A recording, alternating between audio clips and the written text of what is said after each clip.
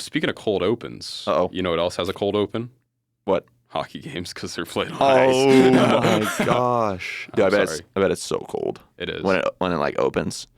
Cold, dude, like, when they open, holy. so cold. Instead of like the face off or whatever, and this should just be called the cold open, like in the middle.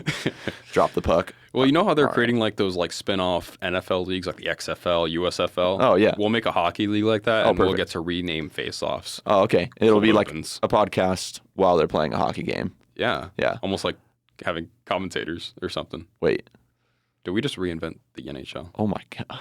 We'll have like 32 teams and like 7 of them in Canada. We need to talk to somebody. I think we're on to something here. I think so.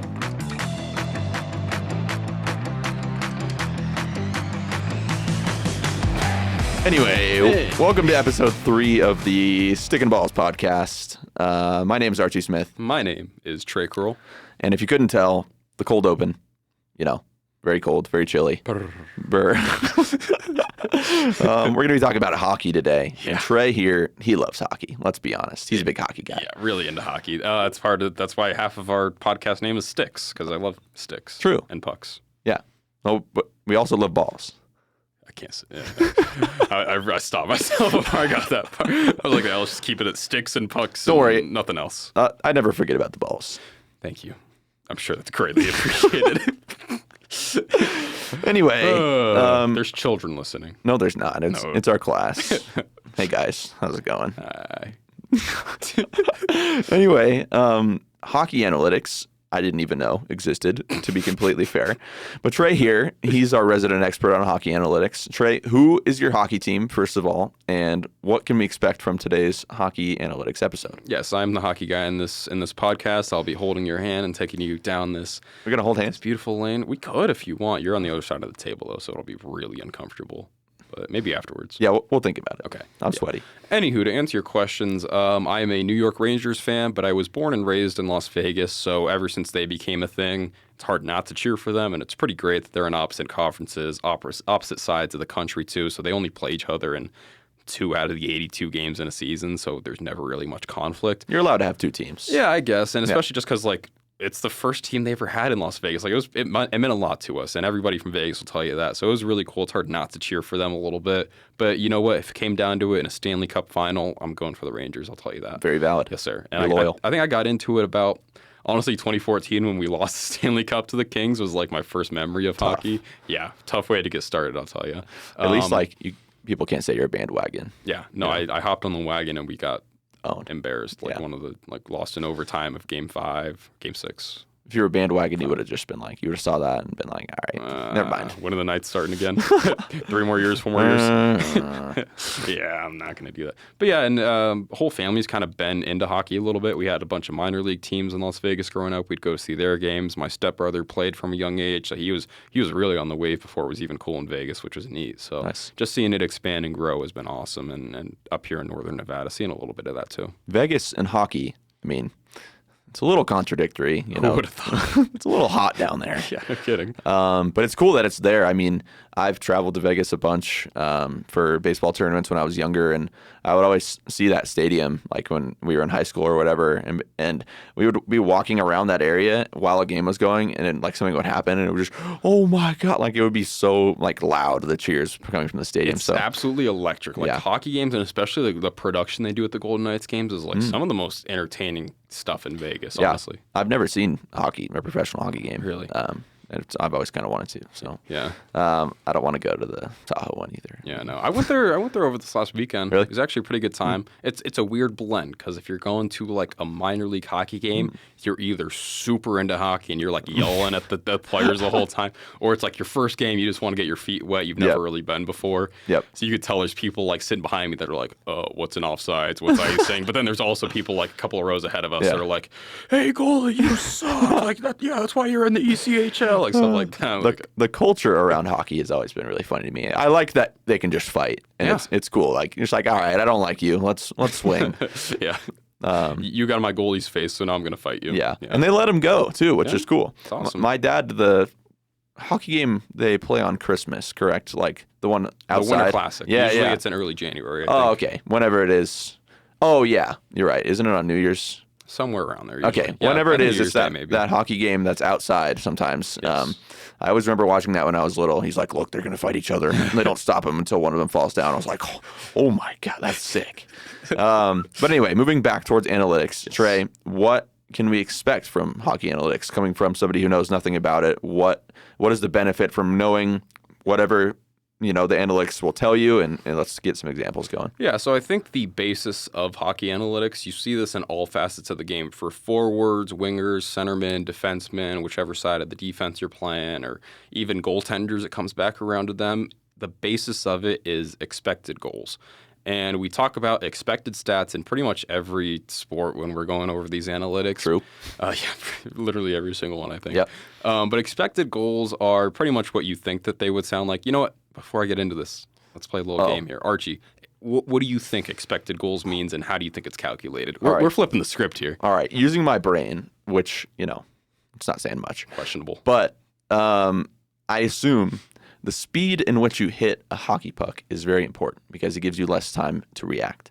So expected hockey goals, depending on, it probably depends on where you are in, like, where you're shooting from on the rink or whatever, and how hard you hit it. And it also probably depends on the goalie himself, his rates at, like, saving certain types of shots or so like if you wrap around the back for a goal, I don't know what that's called, but like versus like a full slap shot that's going 180 miles an hour. I don't know how fast they go. Probably like a million. I think 100 miles per hour is usually a really good one. Oh, okay. Yeah. I would assume the speed, the goalie, where you are on the rink is kind of used to calculate it. Not bad, not exactly perfect, but that would be a decent, thing to tell like a elementary school kid or something. If I were lying about it. Yeah, if you're lying about it. No, but it's basically calculated based on, like you said, where you are in the rink, the distance. And obviously all of the shots are like in the offensive zone, so it's like only a certain amount of place it can be within. Yeah, exactly. But still, the further you are, and that can be like length, longitude, latitude in relation to the net, like they calculate all that. The shot type also plays a huge factor in it. So basically there's wrist shots, which is where the puck is basically on your stick and you're kind of sweeping it at the net. There are slap shots, which you do that big winding motion to get into it. That was pretty close. Yeah, it's not too bad. There's one-timers, which is a slap shot, but it's as soon as the puck gets to you, you don't really touch it at all. Just one time it. That's your first touch. There's snapshots. There's a few different types of shots, backhanders too. So the distance, the shot type, the location, all these stuff kind of goes into it. I don't think it really depends on who the goalie is, but instead, like the goalie stats are reflected. Yeah, they might be like their own that. separate thing. Exactly. Yeah, like he has a 20% chance to save a slap shot, and it's like, okay, we're gonna do more slap. Like I don't know. Yeah, but I bet also if you had to take a guess at like where the most expected goals are, like where you're most expected to score. You could probably guess this, but it's the closer you get to the net. So the closer the shot is to the net, the higher chance you have of scoring it. Holy crap. Shocker, right? It's harder to score from 200 feet away than 2 feet away. Wait. We got to call someone. Guys, groundbreaking discovery here on the Stick and Balls podcast. I'm gonna tweet it. It's going viral. Yep. So yeah, a lot of it is based on expected goals, which ties into goalie stats, like I was kind of mentioning there a little bit. If you're able to calculate an expected goal for a player, you can also calculate expected goals against a goalie throughout the course of a game. And then you measure that against the actual saves he made, the actual goals allowed he had. So you're able to turn out these stats, goals saved over expected, save percentage over expected.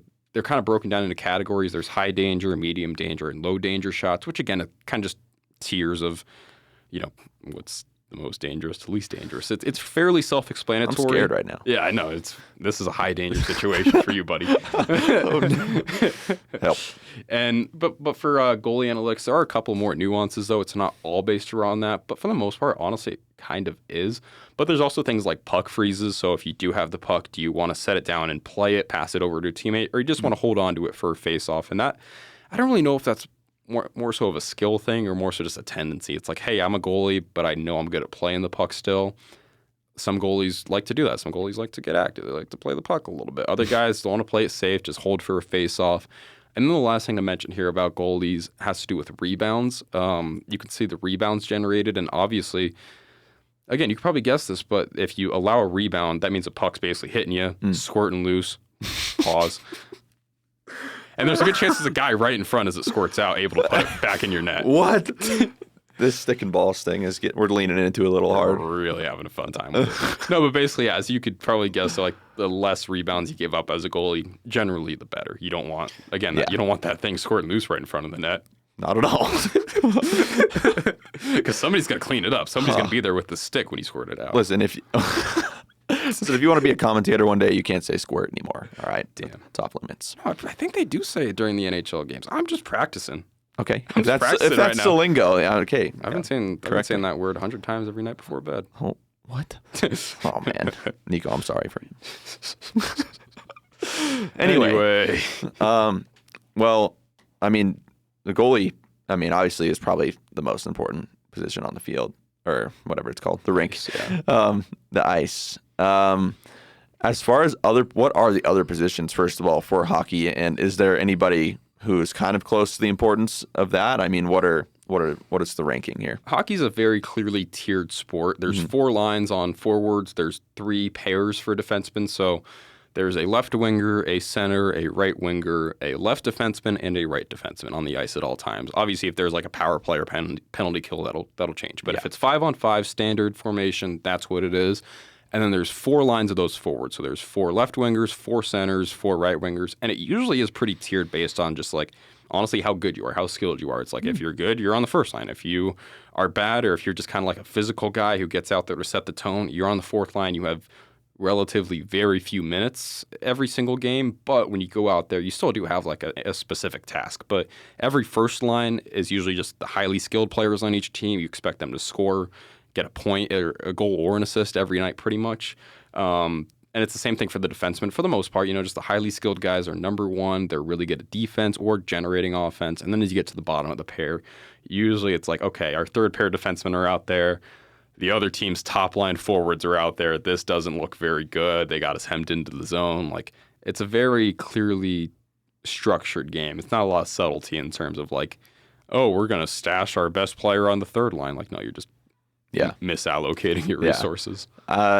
It's interesting that you say it's very organized because, like, when I watch a hockey game, I have pretty much no idea what's going on. But, like, if I were to know the structure, like you're talking about, I feel like I would understand, why certain things happen the way they do. Yeah. So it's interesting that you said that because I just honestly had no idea. Because you'll get to, like, the bottom of the rotation. It's like, oh, the 4th line's out there, which means, we're going to reset here in a minute, and the 1st line's going to be out there. So it's like these 4th liners are just, like, basically just waiting for the good players to get their breath back, waiting for them to like be fully rested, and then the coach is like, all right, come out. It's your time to come.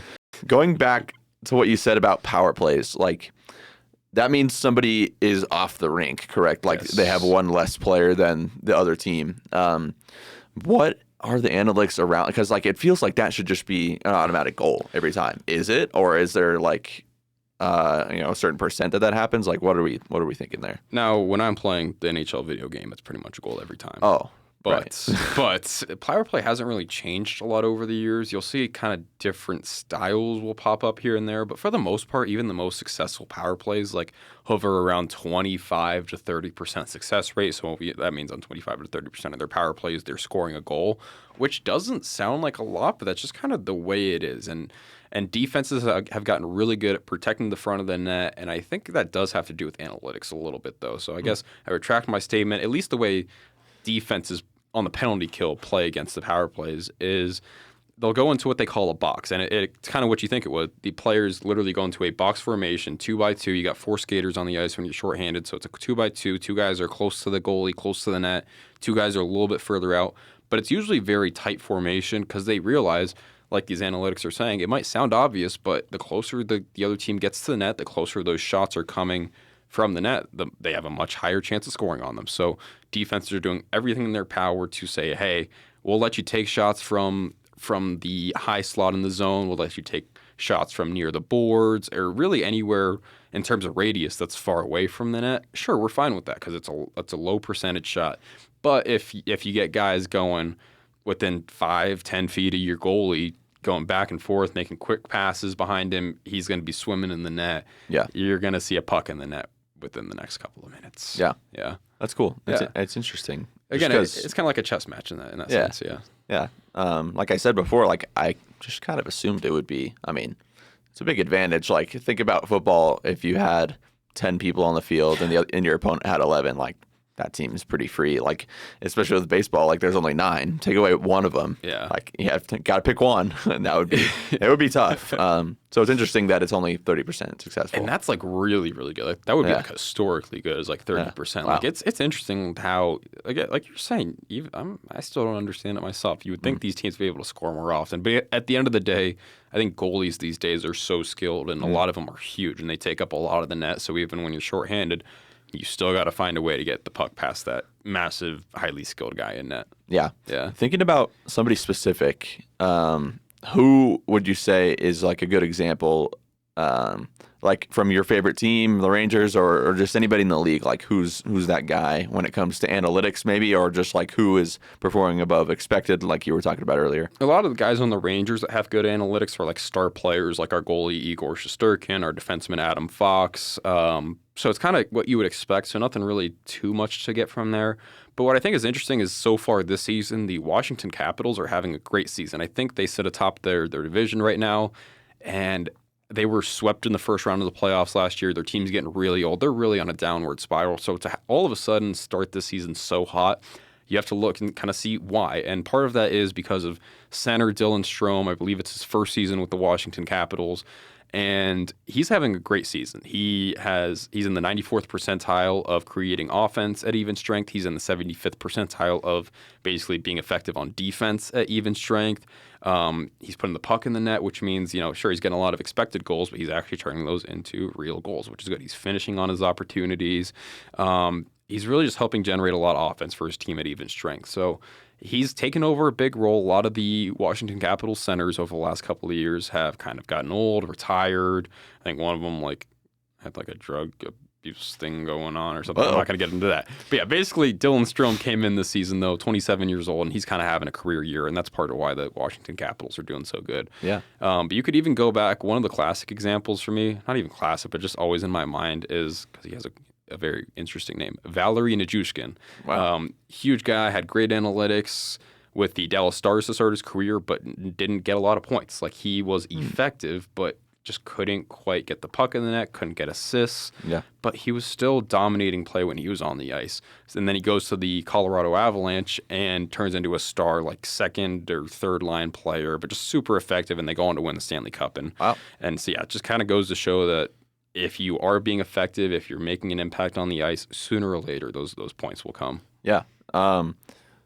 Speaking of like players that like go somewhere else and then have like career years, like what is a trade, like the trade process for hockey? How does that go? And like why would like you said, like this person was obviously known to be like impactful on the ice, but then gets traded. Like, is the value that they like they're expected to be having, is that more impactful for their trade value in return, or is it like, what are you literally doing to bring us value right now? It kind of depends on the GMs, and it's the same way in all these sports as we're going over them one by one, is a lot of these GMs are starting to kind of be more accepting and more welcoming to analytics. They're implementing entire departments within the organization that focus just on analytics.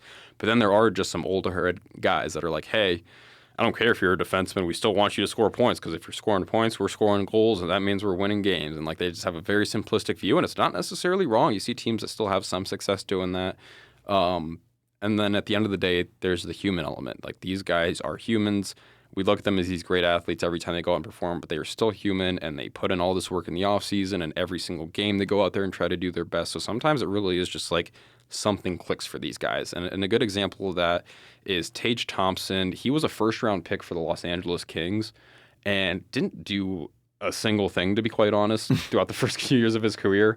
Moves on, and now he's a part of the Buffalo Sabres. If he wasn't in the All-Star game last year, that's a shame, because he's just developed into a star. And again, a massive guy.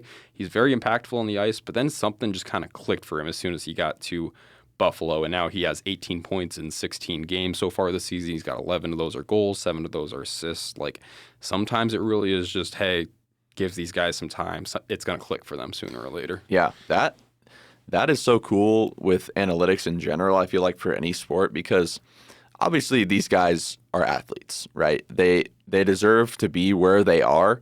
But like you said, it just takes like one or two things to tweak, and you can turn into a star. And I feel like now this world of analytics helps athletes find that thing a lot easier than somebody like who played 20, 30 years ago. Like they might have never known, like for baseball, like if you hold your arm a little higher, like you're going to become an all-star. That's sometimes all it takes. And it sounds like it's the same for hockey. Yeah. Or it's just about getting game reps and or a combination of all of them. And so analytics probably can help that process speed up for hockey, it sounds like. Yeah, absolutely. And it just kind of goes to show it's like a saving grace almost. Like you're saying, like 20, 30 years ago, if a player isn't producing, they don't have a lot of points, not a lot of goals or assists, like it's like, oh, he's not good. He's just not producing. He's not good at all. Yeah. But these days, you kind of do have the opportunity to dig deep into it. And another really good example is actually from my team, the New York Rangers. We took Alexis Lafreniere with the first overall pick a few years ago. And again, like the first 2 years of his career was like, he's good. He can generate chances, but he is not finishing on any of them. He's not great defensively. But over the last 2 or 3 years since then, he's just developed. He's putting a lot more effort in defensively. He's just finding ways to finish. And it's like sometimes that's all it takes. Like these guys are drafted at 18 years old. Like that's incredibly young. You're playing against these full-grown men who are in their mid to late 20s, 30s sometimes. There's a bit of a learning curve in there, and it gives people some time to adapt, and it's very forgiving. Like now he just signed a contract extension this season. He's going to be making like tens of millions of dollars now just because. Nice. Yeah, exactly. Like he's just kind of stuck with it, but found ways to finish on the opportunities that he was already generating in the first place. Yeah. And like we were saying, like these analytics can uncover something and like that can change somebody's life. Yeah. And that's pretty cool. Like this guy is making tens of millions of dollars. Yeah, absolutely. But going back to the minor leagues, like is there a developmental type league for these players, or do they get drafted when they're 18, like you said, and like, here you go, here's the NHL? Yeah, so I was talking about Alexis Lafreniere, the first overall pick, and generally in the NHL drafts, the first few picks, like usually 3 to 5 players that are drafted in the entire draft. There's 7 rounds, but only a handful of them actually even play in their rookie seasons. A lot of them, again, they're drafted at 18 years old, so some of them have already committed to colleges. So the team's like, yeah, sure, just go play 2, 3, 4 years at your college, and by then you'll be much more physically developed, much more mentally developed, and will actually give you a serious look. But for now, you're just developing. But they're still committed to that NHL team? Yes. They can do college at the same time? It's a very complicated process, but it's like basically we have the rights to you for like 3 years, and then by the end of those 3 years, we can sign you to a contract for another 3 years. So it's like there's a lot of leeway, a lot of forgivingness in there. It's also just like a wait and see period. Yeah. The NHL draft is interesting. There's a surprisingly low hit rate on like every pick because it's just like crazy. Yeah, there's so many levels they have to go through. Again, some of those guys go and play in colleges. Some of them stay at junior academies. Some of them, there's even like minor league systems within the NHL. There's the AHL, the American Hockey League. There's the ECHL, which is affiliated with NHL teams. Like guys go and play overseas in Scandinavia or in Russia. Like they have so many options. There's so many hockey leagues throughout North America, Europe, that guys will go and play in. And it's like, yeah, if you're not ready at 18 years old, what's the rush? You're hoping to play until you're 30, 35 anyways. It's really interesting because with baseball, you cannot do both. Really? Yeah, you get drafted and you can sign that contract, or you can go play in college and then you have to play until you're 21. Oh, wow. And then you can enter the draft again. So a lot of players, they don't get signed right out of high school, and they'll go to college and become a superstar, and then they're 21 and making millions of dollars. But like, you can't be signed by somebody when you're 18 in high school and then still be with that team like 3 years later. Yeah. So that's interesting. There's a huge farm system. I don't quite understand it for baseball. Yeah. And I'm sure you don't quite understand it for hockey, but it seems like it's a similar premise where it's like there are so many different like minor leagues and different avenues that you can take to eventually get to the big league. Yeah. Yeah. That's awesome. Yeah. Yeah, I mean, wrapping it up here, Trey, is there any kind of final thoughts you got analytics-wise for hockey? Yeah, I think we've kind of ventured off and talked a lot about like individual players and like player development and whatnot, but whatnot? Did I say whatnot? You said whatnot. It's early, guys. I woke up. It's 11. It's 11. I don't tell them that. Anyway. It's 9 a.m. Freezing cold outside. No, so basically one of the biggest things in analytics beyond, expected goals and goalie stats is it's kind of the game script and the game flow, like what's happening within the game. So there's a lot of stats that measure basically shot opportunities, like we said with expected goals, but then even just general shots. It's not quite as detailed as expected goals, but it measures, hey, you're on the ice and you have your line or your team has 60% of the shot attempts while you're on the ice, you're making some type of good impact. It's hard to measure where exactly that is, but it's objectively a good thing if, say, Archie Smith's on the ice and his team gets 75% of the shots. Me? When he's on the ice. Yeah, he's a star. Holy. He's a star at even strength. On a penalty kill, he needs some work, but he's good at even strength. Okay, I'll take it. Yes. That's pretty much it, though. There's some other, like, quote-unquote analytics, but it's really just, like, about where your shift starts. Like, if your shift starts in the offensive zone, neutral zone, on the fly, like, during the play, defensive zone. But, like, that's more so just about deployment. I think coaches probably use that a lot, but, like, for basic fans at home, it doesn't really mean a whole lot. Yeah. Well, awesome. This is probably the one I learned the most in, just because I pretty much have zero idea about hockey, like I said before. But Trey, you're awesome, dude. That was cool. Thank you, Archie. Thanks for listening to episode 3 of the Stick and Balls podcast. My name has been Archie Smith, here with my co-host. It was once Trey Kroll. What? It still is. Oh. Anyway, thanks guys for listening, and we'll see you soon. Bye-bye.